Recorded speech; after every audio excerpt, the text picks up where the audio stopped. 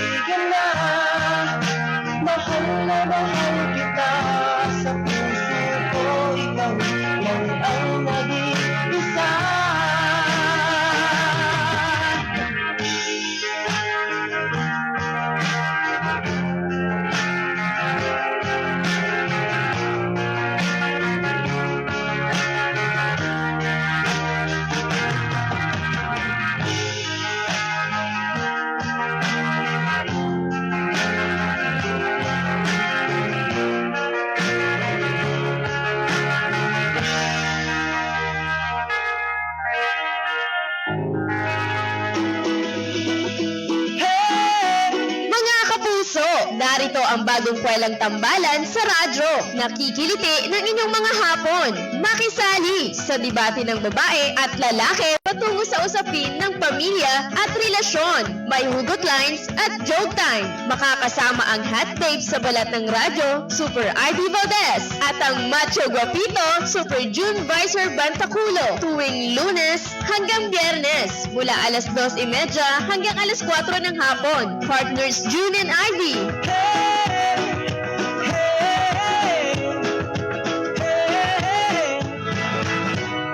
Tonight. DYSP Super Radyo.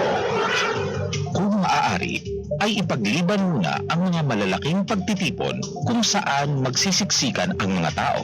Panatilihin ang 1 metrong layo sa mga taong may simptomas ng ubot, sipon o sakit sa baga. Ugaliin ang paghugas ng kamay o pagpahid ng alcohol-based sanitizers. Basta't laging handa at sama-sama, kaya natin to.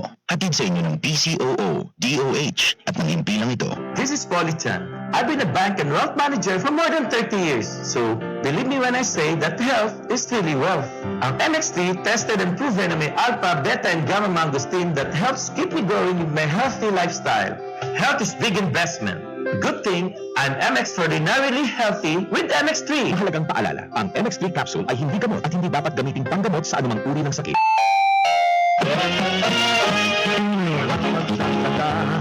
Ngayoy masaya na sa Algaper na gamit, pangarap ay nakamit. Ang Algaper ay subok na, 5 sindro at mga kasama. Ito'y likang Pilipino, matipid at epektibo. Algaper LBF Plus, sa palay may sa prutas, sa gulay at halaman. Algaper ang dapat, Algaper, kaunlaran.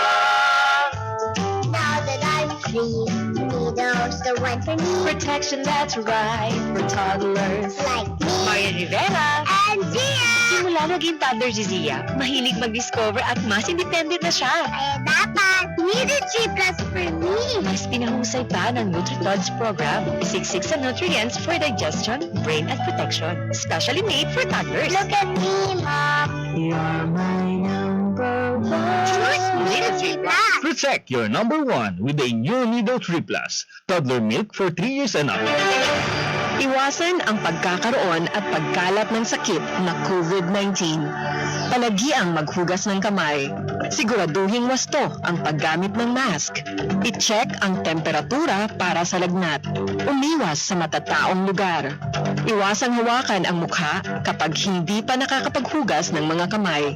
Iwasan muna ang pagyakap, beso-beso o paghalik sa ngayon. Maging maingat, maging ligtas. Hatid sa inyo ng PCOO, DOH at ng himpilang ito. Nangarap kong tayo hanggang wakas. Let go and move on. Ngunit wala kang nagawa. Sing the pain away with Songs David's debut single, Di Na Magtatagal. Now streaming on Apple Music, Spotify, YouTube Music, and other digital stores worldwide. Only from GMA Music.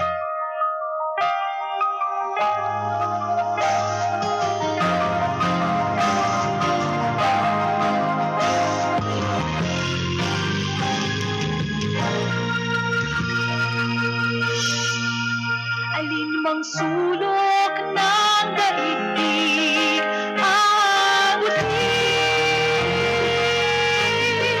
Bukod pa rin ang matayog na panata.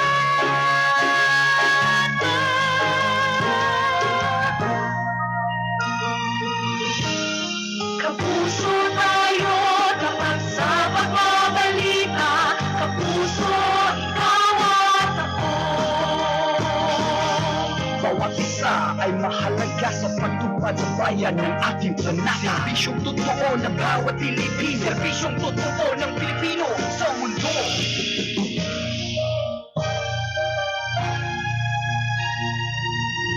Katotohanan ng magpapasulong sa bayan. Katotohanan ng magpapasulong sa bayan. Katotohanan ng pagtatanggapin sa bayan. Saan man tayo mapadpad, sa ating panatang pagsulong para sa bawat isa. Katotohanan ng magpapasulong sa bayan. Katotohanan ng magpapasulong sa bayan. Katotohanan ng panatanapin. Katotohanan ng panatanapin. Katotohanan ng panatanapin.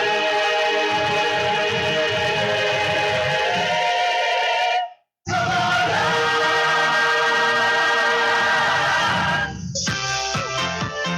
Ngayong 2020, tuloy ang inyong mga kapuso sa DYSP Super Radio sa paghahatid ng serbisyong walang kinikilingan, walang pinoprotektahan na mula Lunes hanggang Biyernes sa 909 kHz, alas 5:30 hanggang alas 7 ng umaga. Super Balita sa 909 ni Super Rodel Guzman. Susundan ito ng tambalang Mike Enriquez at Joel Reyesabel sa Super Balita sa umaga nationwide. Alas 7 hanggang alas 8 ng umaga. Alas 8 hanggang alas 10:30 ng umaga, umaatikibong talakayan ng maiinit na usapin ang sasa inyo sa programang Kami Naman ni Super Junfred Tamba at Ed Havares. Alas 10:30 hanggang alas 12 ng tanghali. Samot-saring impormasyon, mga tips at balita ang ihatid sa inyo ni Super May Uy sa Bakbakan sa Super Radio. Alas 12 hanggang alauna ng hapon, Super Balita sa tanghali nationwide ni Orly Trinidad at Lala Roque. Alauna hanggang alas 2:30, muling magbabalik si Super May Uy upang tugunan ang inyong mga suliraning puso sapagkat kami ay tao lamang. Alas 2:30 hanggang alas 4 ng hapon, makipagdebate sa partners June and Ivy ni Super June Vicer Bantaculo at Ivy Valdez. Alas 4 hanggang alas 5 ng hapon. Kaalaman sa batas at serbisyong legal ang hatid sa inyo ni Rod Evangelista sa Kayo at ang Batas. Alas 5 hanggang alas 6:30 ng gabi. Muling balikan ang maiinit na balita sa buong maghapon. Triangulo ni Super Wilmar Abrea, Kenneth Calumbres at JB Wanich. Susundan ang mga balita sa 24 oras. Mga programang inyong kagigiliwan, mas pinalawak at pinatatag dahil kayo ang numero 1 sa Super Radio, kaya kami patuloy na maghahatid ng serbisyo na walang kinikilingan, walang pinoprotektahan. Buong puso para sa Pilipino. Dito sa GMA, naniniwala kami na ang nagbabalita dapat walang kinikilingan, walang mga interes na pinoprotektahan, walang pinapangalagahan, kundi kapakanan ng sambayanan at katotohanan. Balitang walang bahid, walang labis, walang kulay. Serbisyong totoo lang. Ito ang serbisyong totoo. GMA Radio. Kayo at ang batas ni Super Rod Evangelista. Kayo at ang batas.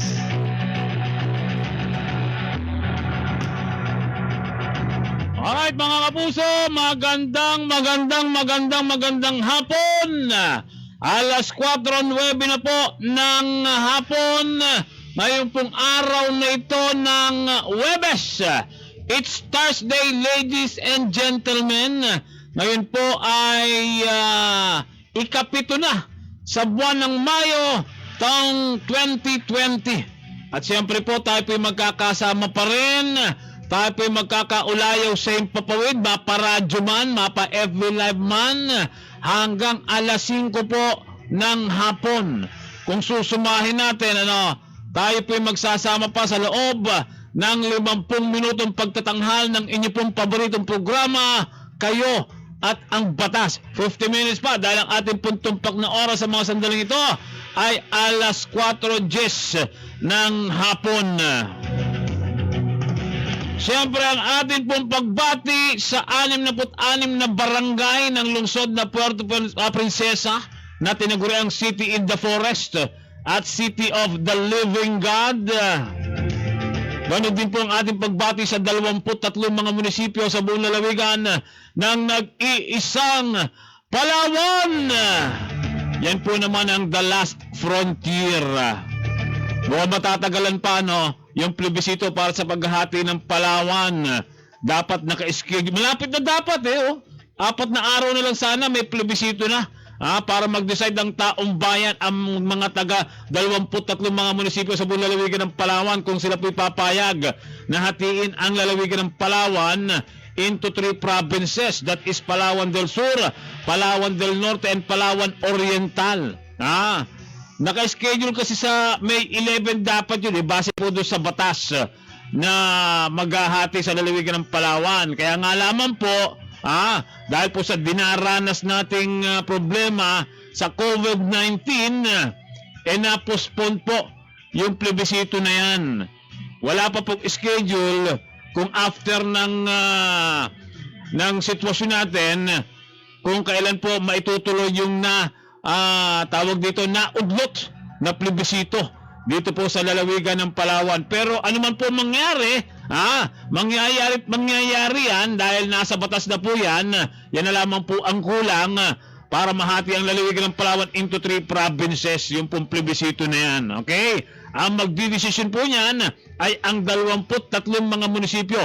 Okay? Ang mga residente po ng 23 mga munisipyo sa buong lalawigan ng Palawan.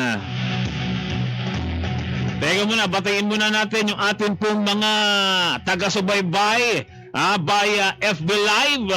Magandang hapon kay Marlon Aquino. Di ba ito yung basketball player? Hi Lodi, musta na ang Palawan? Shout sa Malabon City. Lockdown pa din sa amin sa Malabon City. Mahigpit pa din ang iba pa uwi ng Palawan, stranded na. Okay. Ganun talaga, pero meron pong programa yung ating provincial government na lahat noong pong mga Palawenyo na stranded po saan man lugar sa Maynila o sa ibang bahagi po ng Pilipinas susunduin. sa pamagitan po ng isang sweeper flight. Ika nga, ano po, so antabay lamang po kayo, makipag-ugnay lamang po sa provincial government. Si Winona de la Peña, good afternoon, Super Road, good afternoon din po kung saan man po kayo naroon, ano. Si Heart Cabrera de la Cruz, ito yung misis ng pinsang ko, na naandyan sa Ireland. Ayan, good afternoon din, ingat din kayo dyan. Siyempre, yung pinsang ko si Arthur de la Cruz, binabati ko yung kanyang anak na si Arlene de la Cruz. Pamangkin ko na to, si Arlene de la Cruz. Nanonood ngayon mula dyan sa Makiling, sa lungsod ng Calamba, sa lalawigan ng Laguna. Ayan, marami tayong mga taga-panood ngayon, no? Si paring Eduardo Herbosa, si paring Eddie Herbosa, dating kagawad ng Barangay Masile dyan po sa Calamba, Laguna, nanonood sa atin. Si Akuzi Hizuka, yan, nanonood din sa atin. Si paring Quirino Diang, si Solrak Carlos, Diang. Ito patrol ito dyan sa tawag dito Skyway, dyan po sa Kamaynilaan.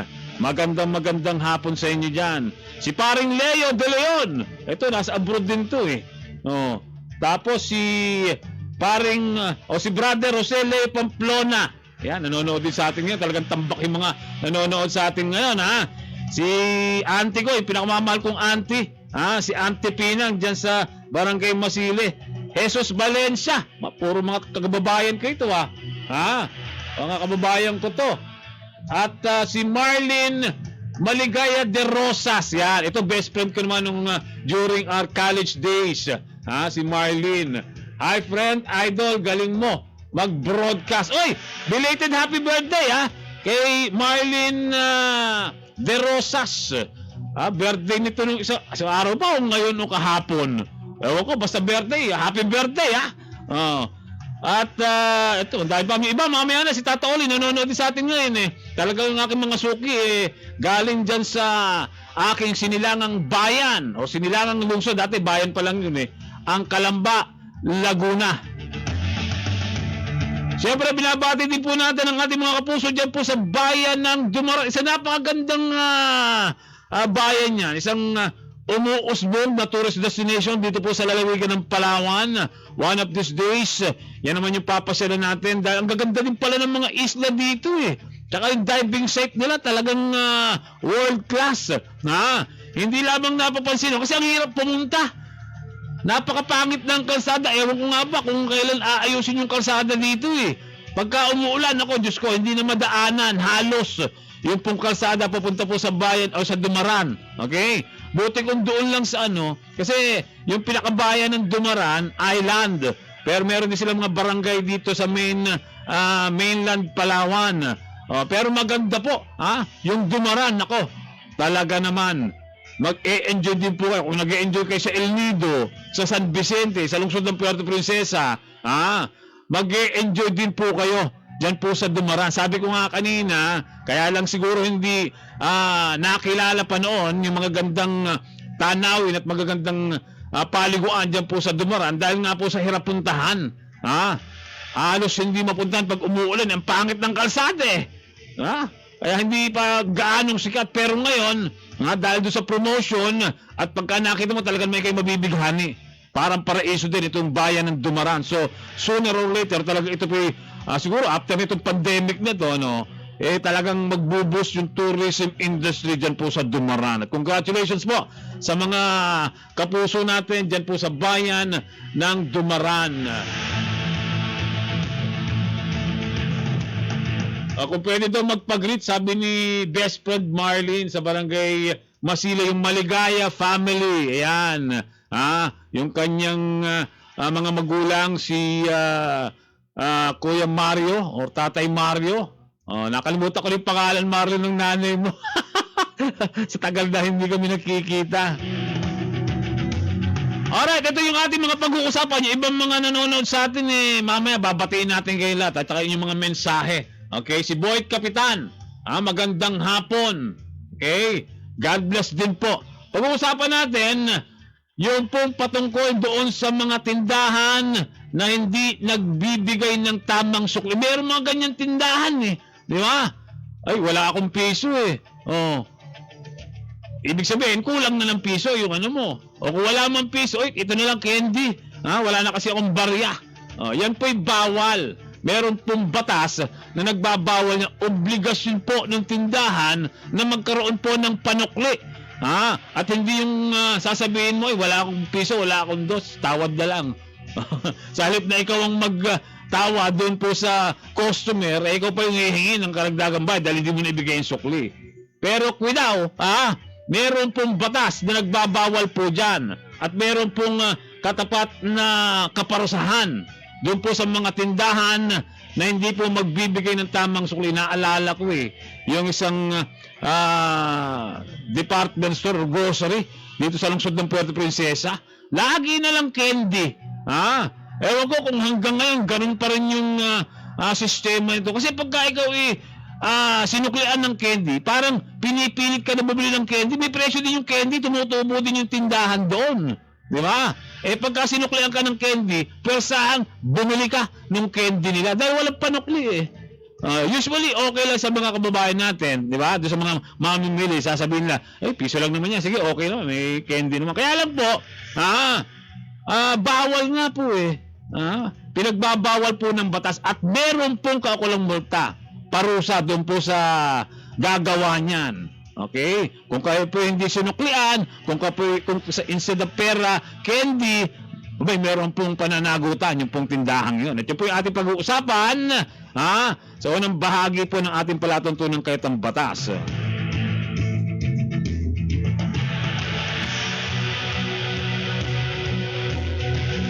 Ito yung hindi natin natapos kahapon.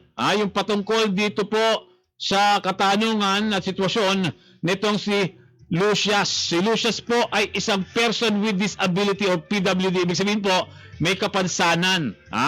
At madalas siyang pumupunta sa internet cafe upang maglaro.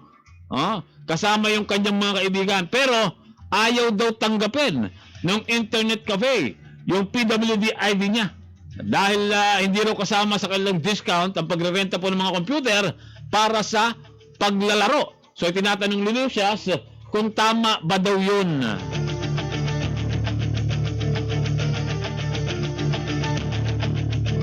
Atin din pong pag-uusapan itong sitwasyon at katanungan nitong si Kyle na nagbakasyon sa probinsya nung nakalipas na buwan dahil piyesta.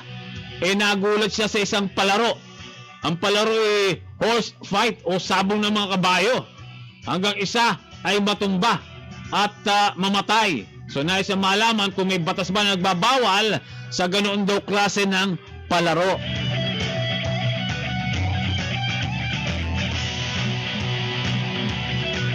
Susunod na itong katanungan nitong si Jay. Nais na malaman kung kailan may tuturing na delinquent ang miyembro ng Homeowners Association. Malimit na natin mapag-usapan yung tinatawag na Magna Carta for Homeowners and Homeowners Association. Okay? Pero tinutugon ng iba't ibang probisyon ng naturang batas, partikular nga itong Republic Act number 9904.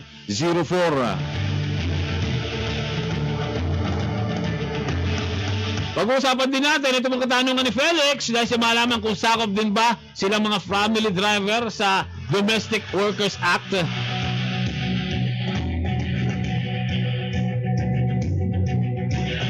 So ang lahat po ng yan sa kabuuan po ng ating pagtatanghal ngayon pong hapong ito ng Huwebes, 7 sa buwan ng Mayo taong 2020.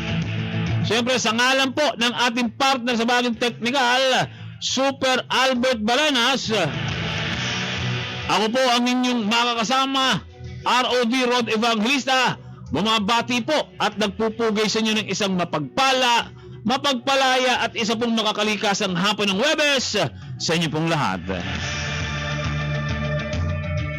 Kayo at ang batas ni Super Rod Evangelista. Kayo at ang batas. Ito ang serbisyong totoo. GMA Radyo.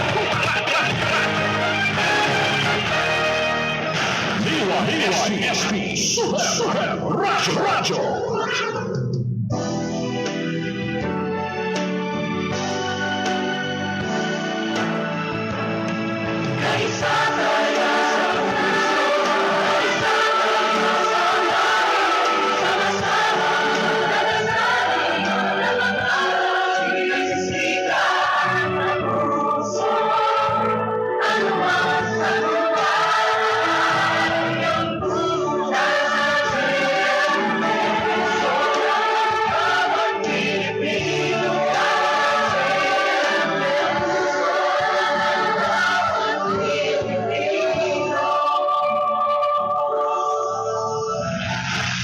Sa pagtulog, Super Radyo.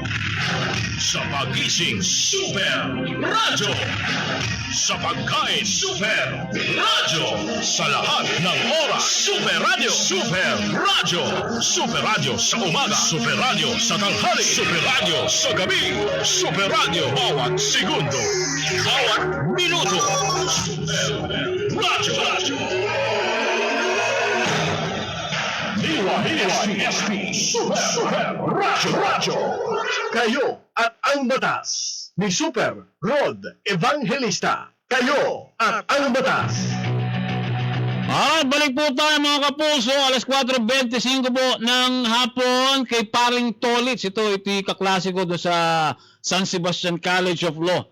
Magandang hapon Paring Tolits, Lito Atienza, si Brother Toto Meduliar, si Brother, dyan sa Barangay Masili Chapter. Thank you very much for watching. Magandang hapon din. Si Boyet Kapitan. Ayan, ingat din kayo dyan, sino pa? Ang dami dito. Si Kuya Florentino Rolf Herbosa de Leon. Yung aking mga tagapanood ngayon, puro kabarangay ko dyan sa Masili. Madami pa dito. Okay, yung business partner ko, yung kaibigan ko si Peter Atanasov ay nanonood din sa atin ngayon. Okay, si Paring Nante Portillo ng Bikutan, dati taga Masili din 'to. Okay, mamaya na natin babatiin Nasa ikalawang bahagi na po tayo ng ating palatuntunan kayo at ang batas at una natin pag-uusapan. Ito, makinig po yung mga tindahan, yung mga grocery, kahit yung mga supermarket.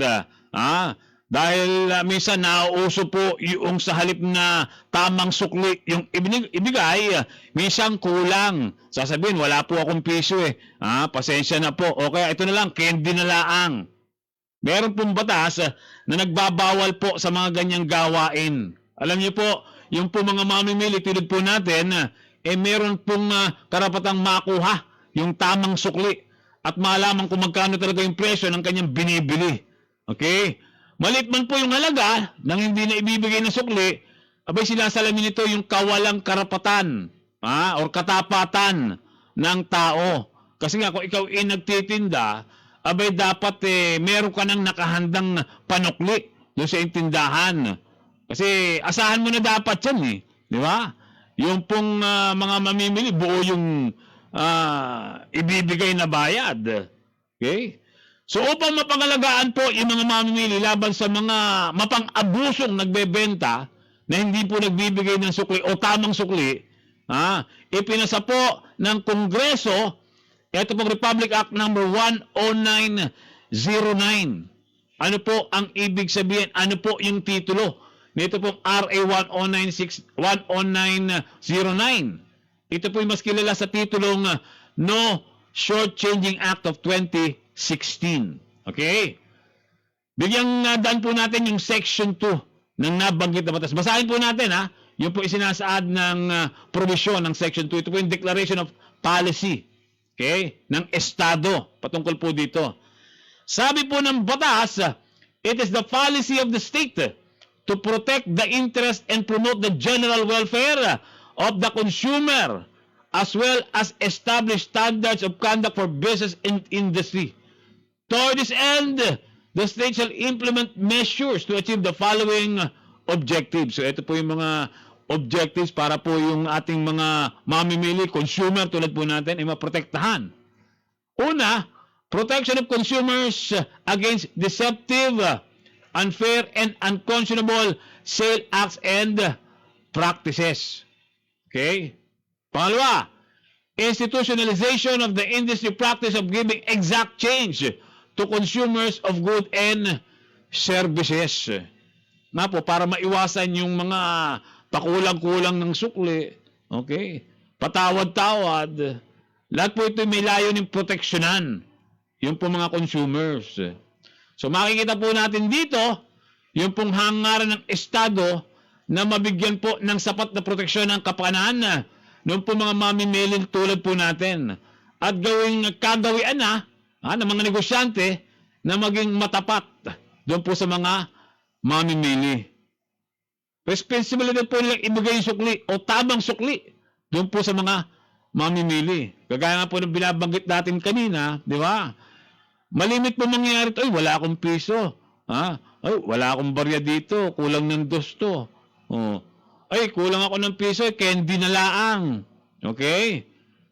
Yun po ay panlalamang sa mga customer, sa mga mamimili. Kaya nga po, dito sa batas na ito, ay pinagbabawal yung mga ganung gawain para maprotektahan. Just imagine, sabihin natin piso lang. Di ba? Piso lang ang kulang. Oh. Eh kung maka 1 milyong customer yan na binigyan mo ng kulang na piso, aba 1 milyong piso din yun. Di ba? Hindi naman sa ganun kalaki. Kaya lang, panlalamang po yun doon po sa mga mamimili.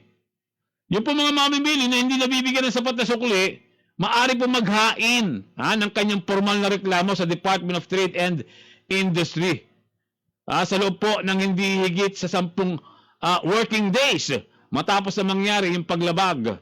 Yan po alisunod sa Section 5 ng nasabing batas. Basahin po natin.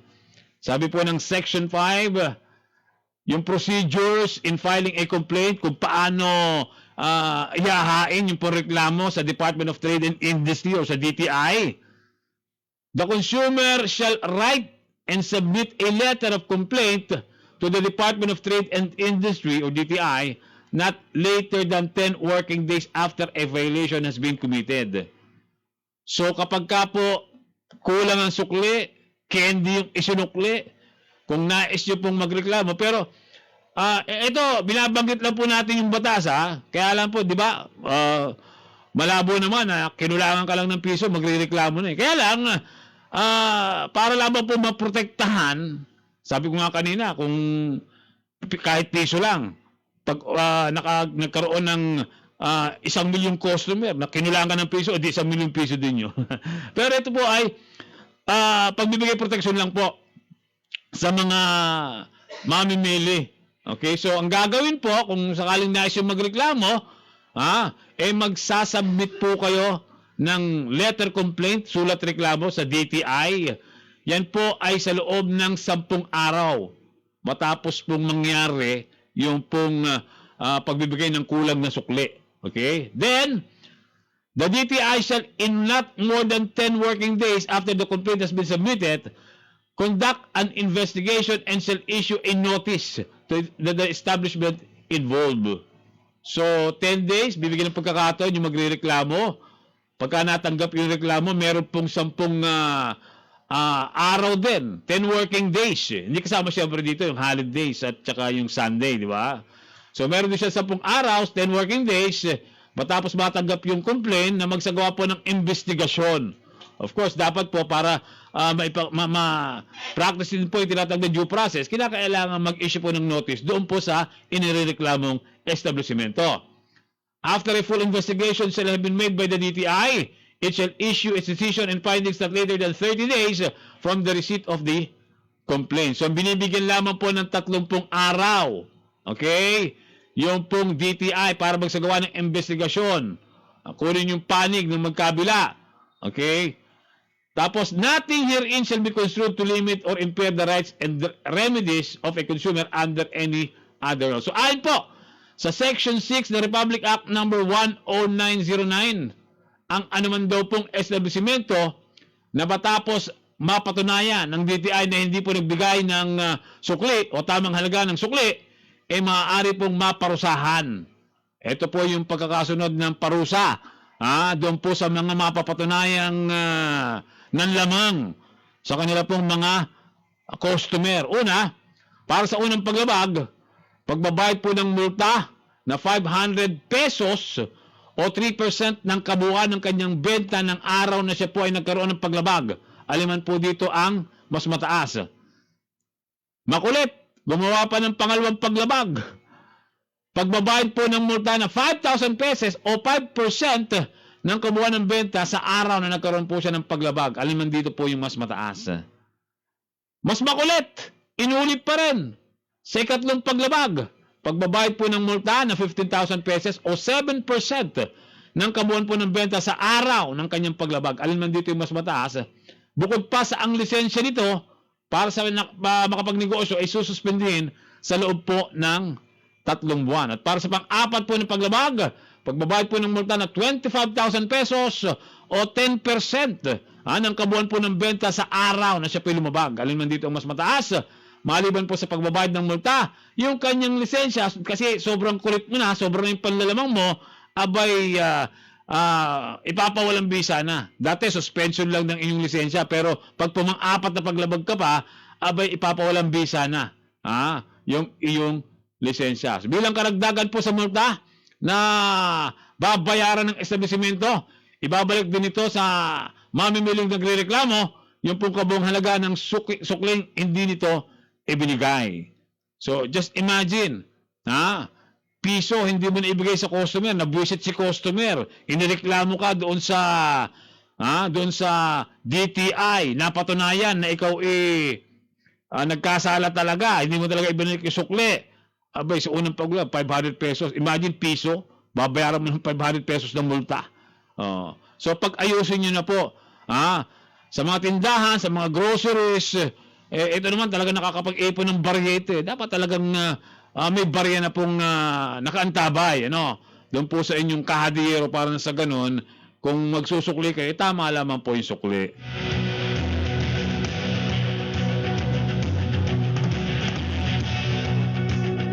Kay Daniel Montes Balasabas Pedoy, magandang hapon. Okay? Si Tata Oli, dyan sa Barangay Masili, yung aking auntie, si Auntie Pinang. Nanonood din sa atin ngayon. Good PM Rod, musta? Ingat lagi, iwas sa virus. Thank you very much, Auntie Pinang. Si Alberto Lulu Mabalot, Brad Albert. Yan. Si Kapitan Eliseo Gravillas Maligaya, kapitan nito ng Barangay Masili. Nanonood din sa atin ngayon. Okay? Talagang ating taga-subaybay, yung aking mga kabarangay. Namimiss na siguro ako nitong mga to eh. Matagal-tagal na ako hindi nakaka-uwi din sa amin eh. Keep watching lang para para parang magkakasama pa rin tayo dyan sa Barangay Masili. Sa ating pong pagbabalik, ito hindi natin natapos kahapon. Ito pong katanungan, ito pong si Lucias na isang person with disability or PWD or may kapansanan na madalas na magpunta sa internet cafe kasama ng mga kaibigan na naglalaro. Usong-uso yun di ba? Subalit ayaw daw tanggapin ng mga internet cafe yung kanyang PWD ID sabagat hindi raw kasama sa kanilang discount ng pagrerenta ng mga computer para sa paglalaro. Tama ba daw yun? Tanong nitong si Lucias.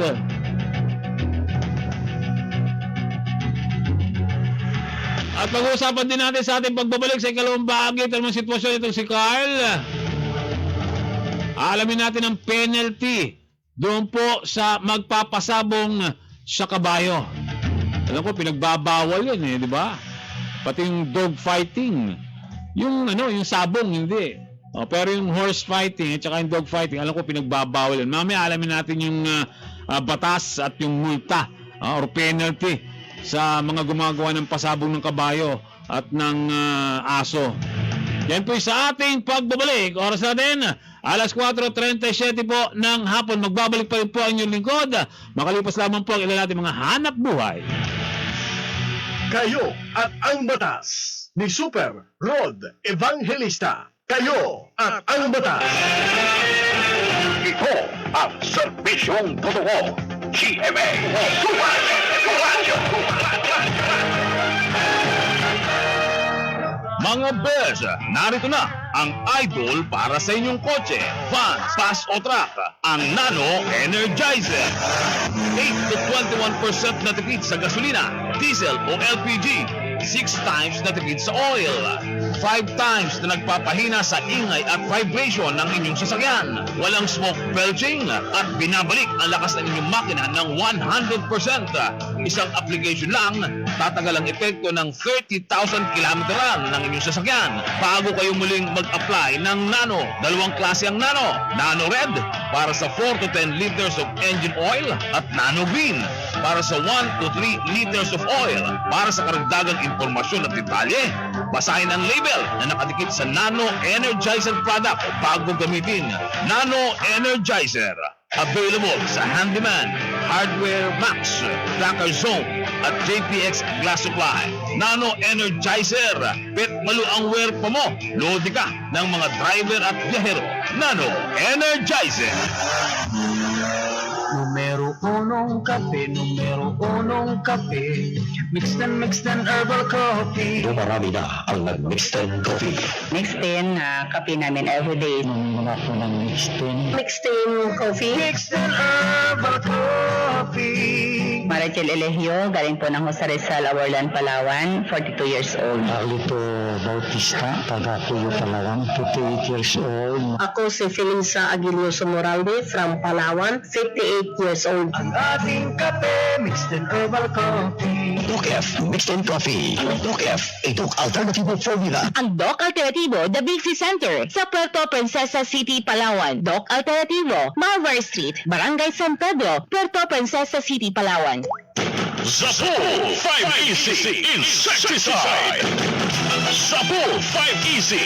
Ang bisa, peste ng tanim ay bagsak.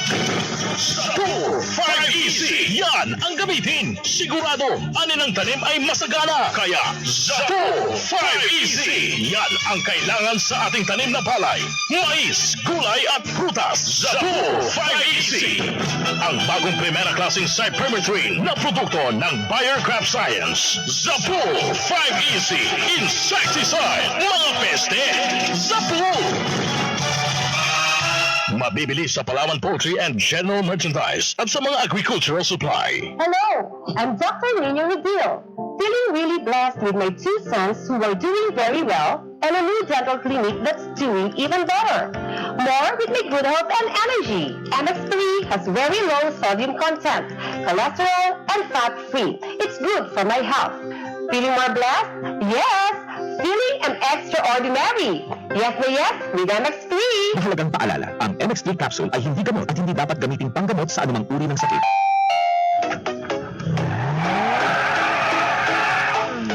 Need parts for your Photon vehicle? We're now just one call away. Ordering parts for your ride is now as easy and convenient as 123 with the Photon Easy Parts Hotline. Contact 0999-999-9996 and be assisted by our Easy Parts representative to avail genuine parts today. Anong ibig sabihin ng home quarantine? Ito po ay kusang pananatili sa loob ng bahay sa loob ng 14 na araw. Ang mga taong ito ay walang sakit, pero galing sa lugar kung saan laganap ang isang nakakahawang sakit. Ang hakbang na ito ay upang malimitahan ang pagkalat ng sakit. Makipag-ugnayan sa pinakamalapit na health facility, basta't laging handa at sama-sama. Kaya natin to. Hatid sa inyo ng PCOO, DOH at ng himpilang ito.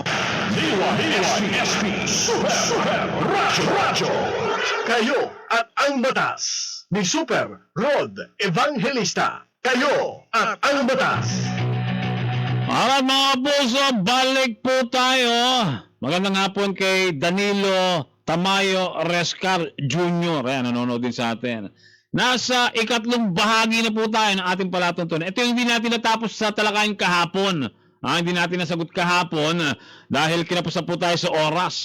Ito pong sitwasyon at katanungan, ito pong si Lucius na isang person with disability or PWD. Okay, magandang hapon din doon po sa mga senior citizen natin na I understand sila po binibigyan ng ating city government ng mga pangangailangan. Pangkalusugan, mga vitamins, good for 2 months. at iba pa mga pangangailangan po mga senior citizen natin. So, pinasasalamatan natin yung ating city government doon sa pagkalinga at pagbibigay atensyon sa ating po mga senior citizen. Kailangan nila yan, yung atensyon at kalinga mula po sa mga leader natin. Alright, pag-usapan natin ito pong sitwasyon ni Lucius na isang PWD, person with disability, may kapansanan po, na madalas pumupunta sa internet cafe upang maglaro kasama yung kanyang mga kaibigan. Kasi ang alam nitong si Lucius, kapag ikaw ay PWD, meron kang discount doon po sa mga establishmento. Kaya lang, yung mga pinupuntahan niyang internet cafe, pag pinakikita niyo yung kanyang PWD ID, hindi raw kasama sa kanilang discount. Hindi siya binibigyan ng discount kasi hindi nga daw kasama sa discount yung pagrerenta ng mga computer para sa paglalaro. So, tinatanong nitong si Lucius kung tama ba daw yun. Okay, Lucius, para sa iyong kaalaman, ang batas na nakasasaklaw sa iyong katanungan ay ang Section 5.5 ng Implementing Rules and Regulations or IRR ng Republic Act number 9442. Ito yung mas kilala sa tawag na Magna Carta for Disabled Persons and for other purposes. Atin pong bigyang daan at basahin natin yung pong nilalaman ng Section 5. 5.5. For purposes of these rules and regulations, these terms as defined as follows. Yung sports and recreational centers. Ano ba ibig sabihin yan? Base po sa definition ng batas. Recreational facilities include but not limited to internet cafe, video games, and other similar amusement facilities. Okay? Sa ngayon po dito, malinaw po sa batas ng mga internet cafe, video games at kaparehong pasilidad ay tinuturing na recreational centers.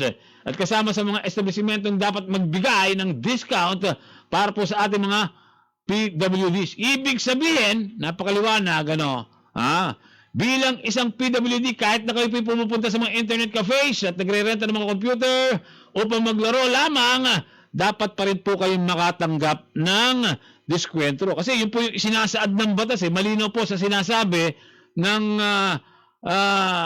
Section 5.5 kung ano po or kung saan po kabilang yung po mga internet cafe. At yun po yung kabilang sa tinatawag na sports and recreational centers kung saan dapat yung po mga sports and recreational center na pinupuntahan ng mga PWD para maglaro, dapat na pong nagbibigay ng discount sa kanila. Alright?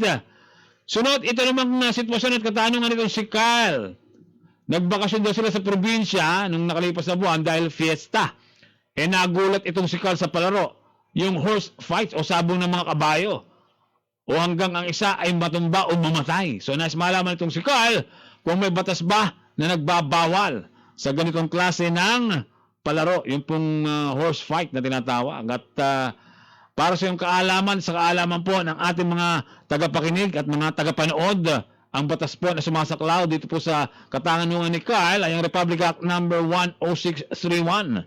Ano itong Republic Act number 10631? Ito po yung an act amending certain sections of RA 8485, otherwise known as the Animal Welfare Act of 1998. Nakasaad po sa Section 2, basahin po natin. Section 6 of Republic Act number 8485 is hereby amended to read as follows.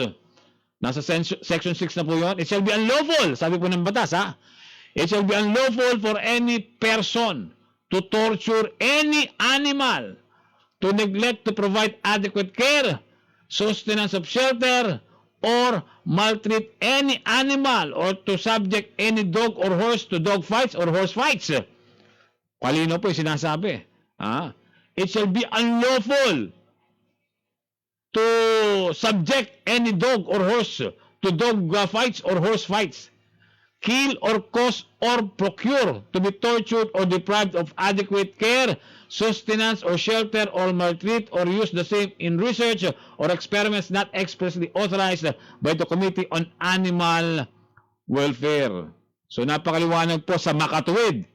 Itinuturing po na batas na pagmamaltrato ang horse fights at pinagbabawal ito ng pagbabawal po ng batas yung nasabing aktibidad. Anong kaparusahan kung sakasakali na mahuhuli, mapapatunayan na nagsagawa ng horse fight o kaya ng dog fight? Kasi uso din po ito, di ba? Kaya patagong nga lamang po dahil pinagbabawal nga po. Ha? Kaiba po ito sa sabong. Kasi yung sabong, naging tradisyon na po natin, yung although parehong animal, di ba? Yung sabong, matagal na pong ginagawa dito.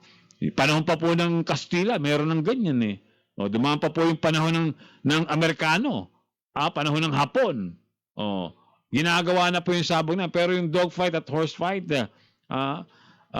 dinala lang din po dito yan galing po sa ibang bansa, pero yan po ay pinagbabawal nga po sa pamagitan po ng batas na to. So dahil po sa probisyon ng batas, itinuturing ng batas na pagmamaltrato po yung horse fight at pinagbabawal nito yung mga gawaing ganun. Hindi lang yung hindi lang yung horse fight, maging yung dog fight.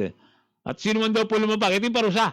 Mapaparusahan po ng pagkakakulong ng 1 taon, 6 na buwan at 1 araw, hanggang 2 taon o multa sa halagang hindi higit sa 100,000 piso kapag namatay po yung nasabing hayop. So kapag meron po kayo nakita, pinag-aaway po yung aso, pinagpupustahan, isumbong nyo po sa mga otoridad. Parang sabong yan, parang tupada. Illegal din po at re-read din yan ng ating mga otoridad. Sa ating pong pagbabalik sa ating pong pinakuling bahagi ng palatuntunan kayo at ang batas.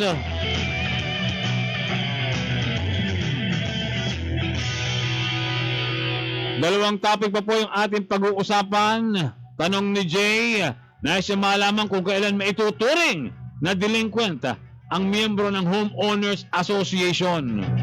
Kasi di ba pagka ikaw yung miyembro ng Homeowners Association, meron kayong dues na binabayaran doon sa inyong samahan. May mga pagkakataon na hindi nakakabayad yung miyembro ng Homeowners Association. Kailan masasabi na ikaw yung delinquente na? Okay?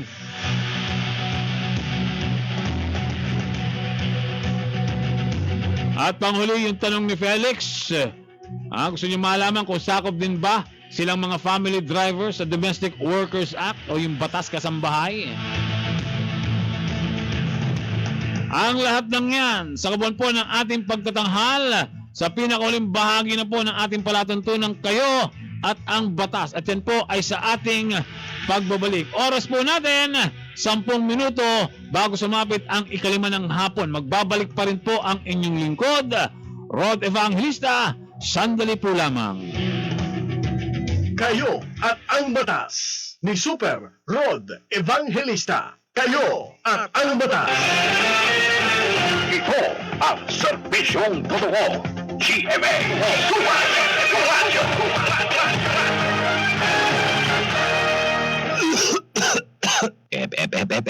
Bago ka umubo, takpan ang ilong at bibig gamit ang braso o tissue. Itapon ang ginamit na tissue sa basurahan at ugaliing maghugas ng kamay pagkatapos umubo o bumahing. Basta't laging handa at sama-sama, kaya natin to. Hatid sa inyo ng PCOO, DOH at ng himpilang ito. Sa bawat minuto, bawat oras, Never lose hope on love.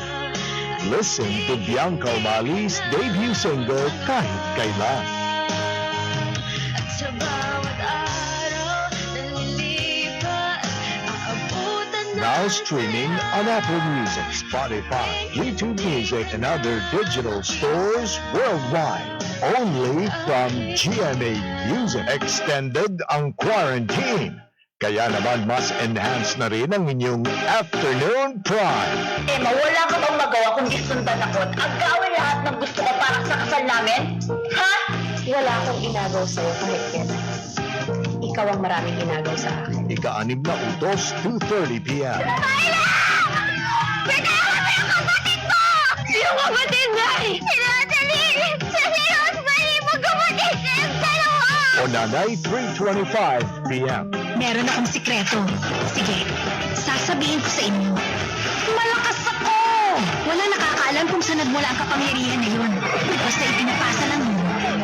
Sa mga babae sa pamilya namin, hindi ko inaasahan pero dumating na rin ang araw na kinatatakutan ko. On Strong Girl Monsoon, 4:15 p.m. Let's stay at home together. Tutok na sa GMA Afternoon Prime. Dito sa GMA, naniniwala kami na ang nagbabalita Dapat walang kinikilingan, walang mga interes na pinoprotektahan, walang pinapangalagaan, kundi kapakanan ng sambayanan at katotohanan. Balitang walang bahid, walang labis, walang kulay. Serbisyong totoo lang. DYSP Super Racho. Kayo at ang batas ni Super Rod Evangelista. Kayo at ang batas. Alright mga kapuso, balik po tayo 7 minuto bago sumapit ang ikilaman ng hapon. Magandang hapon kay, ano ba to? Shetel ba to o Shete Servancia? Ha?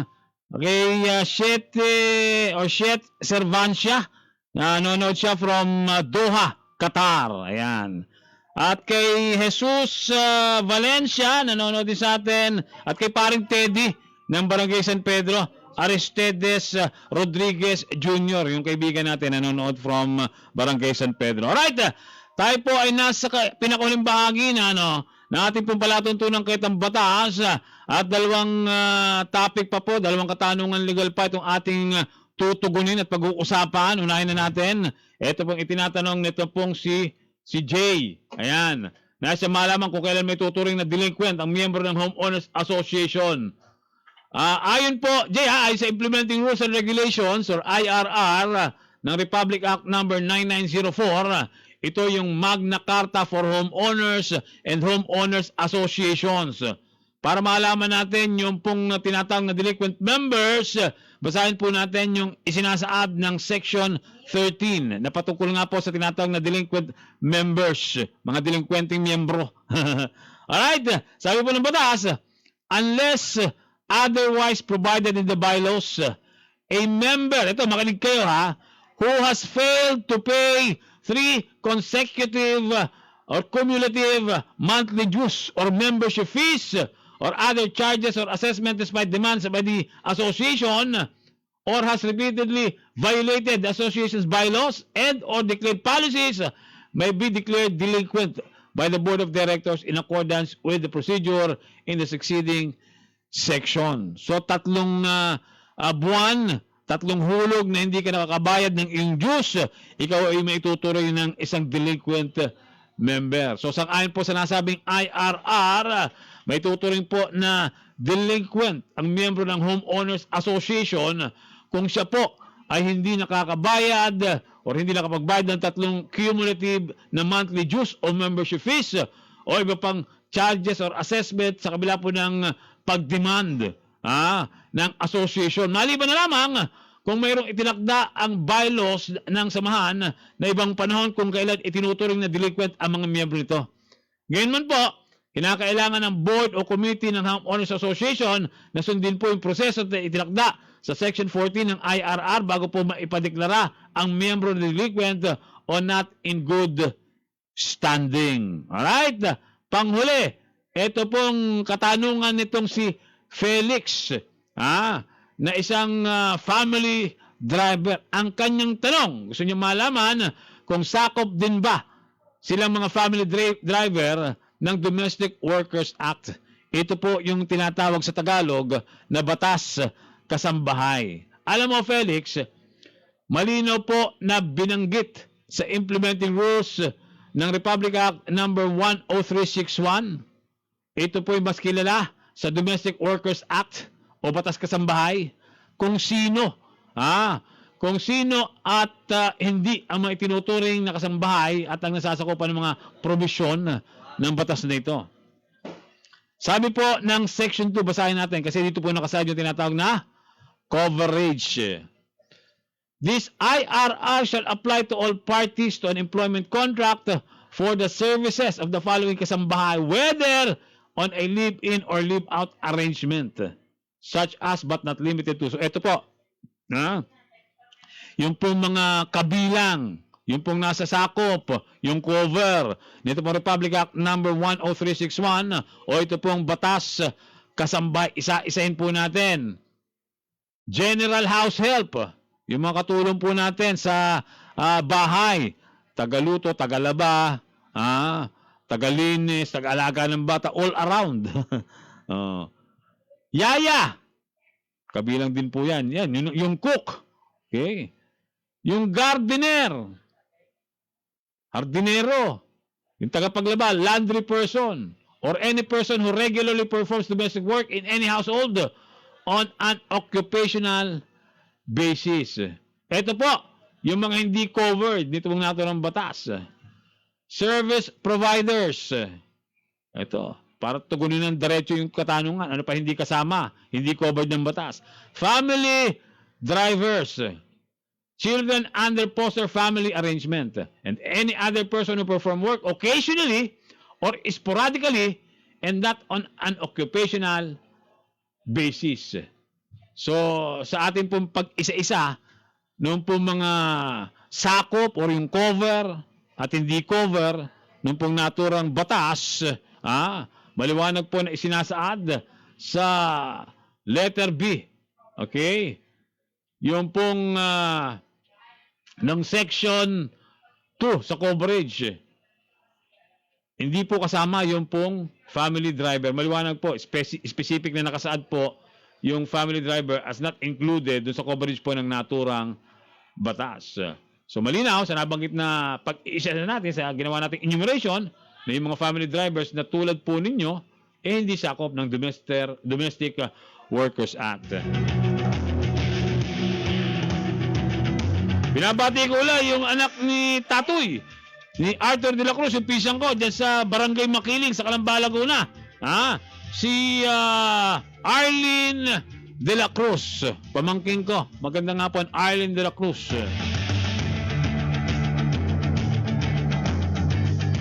At yung pinsan ko, si Felix Kilitis, nanonood din, humabol sa panonood. Yung brother ko, si Ding Arfi Anorico Lamera. Okay? Fraternity brother natin yan. Sa lahat po ng miyembro, lahat po ng brothers and sisters namin, sa Tau Gamma Pi at Tau Gamma Sigma, magandang hapon.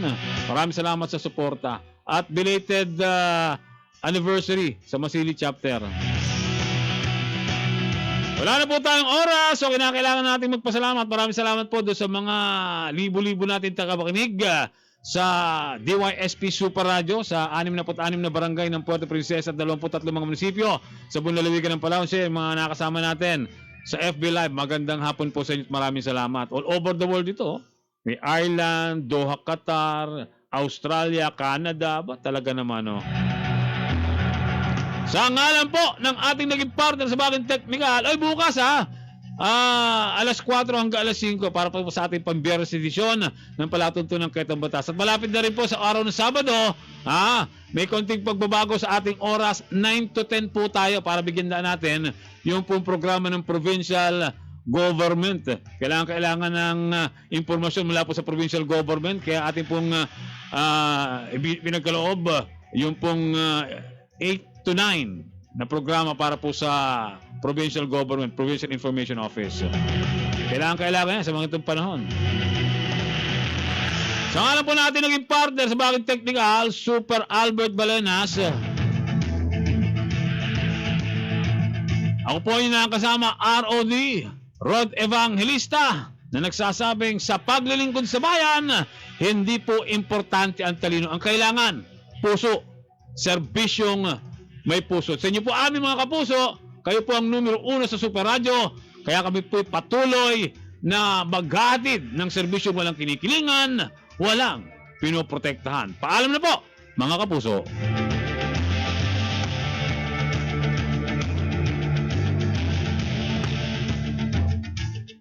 Kayo at ang batas ni Super Rod Evangelista. Kayo at ang batas. DYSP Super Radio.